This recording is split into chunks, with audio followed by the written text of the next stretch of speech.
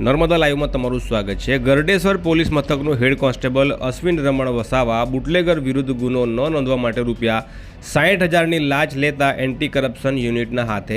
ઝડપાઈ ગયો છે। પ્રાપ્ત વિગતો અનુસાર ગઈકાલે 4 એપ્રિલના રોજ નર્મદા જિલ્લાના ગરડેશ્વર તાલુકાના પોલીસ મથકનું હેડ કોન્સ્ટેબલ અશ્વિન રમણ વસાવા દારૂનો ધંધા કરતા આરોપી સામે અગાઉ નોંધાયેલા ગુના બાદ બીજો ગુનો ન નોંધવા માટે ₹60,000ની લાંચ લેતા છોટાઉદેપુર એન્ટી કરપ્શન યુનિટના છટકામાં સપડાઈ ગયો છે। પ્રાપ્ત વિગતો અનુસાર ગરડેશ્વર પોલીસ મથકમાં એક બુટલેગર વિરુદ્ધ પ્રોહિબિશનનો ગુનો 19/3/2025ના રોજ દાખલ થયો હતો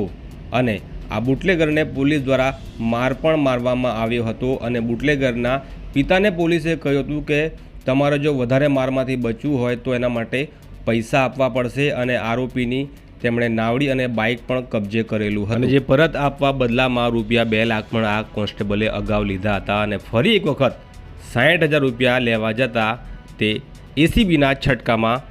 સપડાઈ ગયો। ફરિયાદીની ફરિયાદના આધારે Chhotaudepur ACB PI KN Rathwa સહિતની ટીમે 4/4/2025ના રોજ છટકાનું આયોજન કર્યું હતું, જેમાં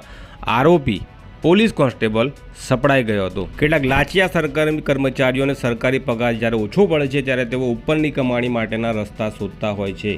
અને કોઈને કોઈ કારણોસર ગુનામાં સંડવાઈને પોલીસ મથકે પહોંચેલા આરોપીઓને કાયદા અને મારની બીક બતાવી પૈસા ખંખેરવામાં આવતા હોય છે અને એટલે જ સામાન્ય માણસ પોલીસ સ્ટેશન જતા ડરે। પણ જ્યારે ભોગ બનનાર આવા લાંચિયા કર્મચારીઓને પાઠ ભણાવવાનું નક્કી કરે છે ત્યારે આવા લાંચિયા સરકારી કર્મચારીઓને પોતાની નોકરીથી હાથ ધોવાનો વારો આવે છે અને જેલના સળિયા ગણવા પડે છે।